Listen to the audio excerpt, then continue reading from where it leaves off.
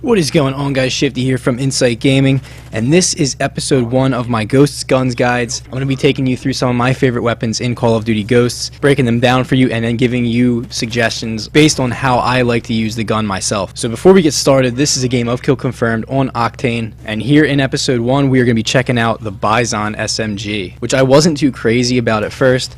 But a friend of mine recommended a class setup for me, which I will go over with you guys as soon as I give you guys the Bizon breakdown. The Bizon is one of the first guns that is unlocked. I think it's unlocked with every character, no matter what kind you choose. And the fire mode is fully automatic, but you can choose the burst fire attachment if you prefer that. The damage on the Bizon is pretty good up close, but it is terrible from distance. So you're going to want to stick to close quarters. We've got 42 to 17, which basically is a, it's based off of 100 and it gives you a health point. So from close range, pretty much anything above the torso is going to take you about 3 hit markers for a kill.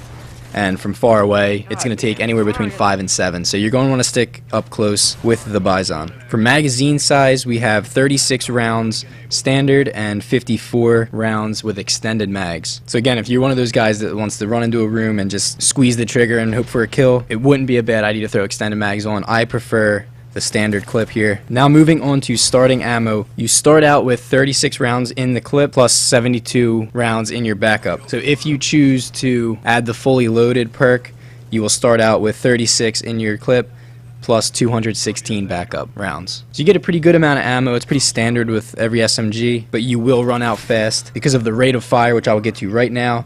The rate of fire on the Bizon is 937 rounds per minute. But with rapid fire, it jumps it up to 1,102 rounds per minute. So you might want to consider either the fully loaded perk or extended mags if you're one of those guys that goes through bullets real quick or doesn't have the best accuracy. Now jumping into reload time, it is 3.8 seconds for reload when the clip is empty and 3 seconds when a bullet is in the chamber. So basically you'll see your ammo in the bottom right corner.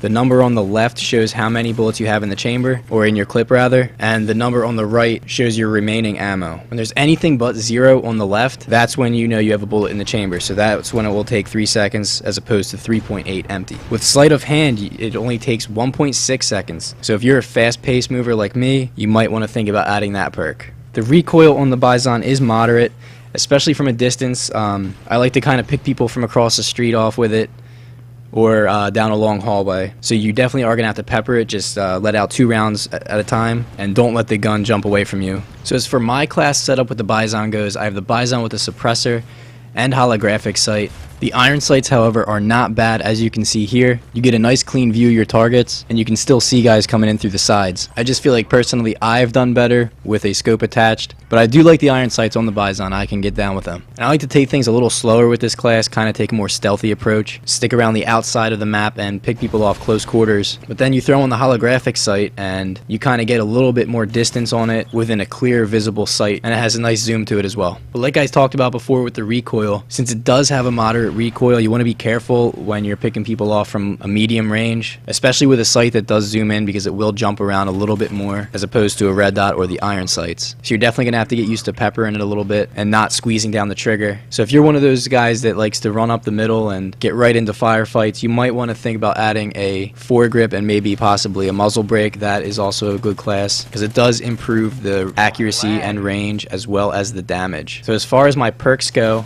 I'll use Ready Up because, like I said before, I like to stick around the outside and run in and out of buildings, take a more stealthy approach, and oftentimes you'll turn the corner at the same time as an enemy and you'll need to have your gun ready to go. I also use Sleight of Hand for faster reloading, Dead Silence and Ninja, both to stay off the radar, and Scavenger because you will consume ammo quickly. I use no secondary and no tactical to free up those extra perk slots, but I threw in a Semtex in there just for those sticky situations.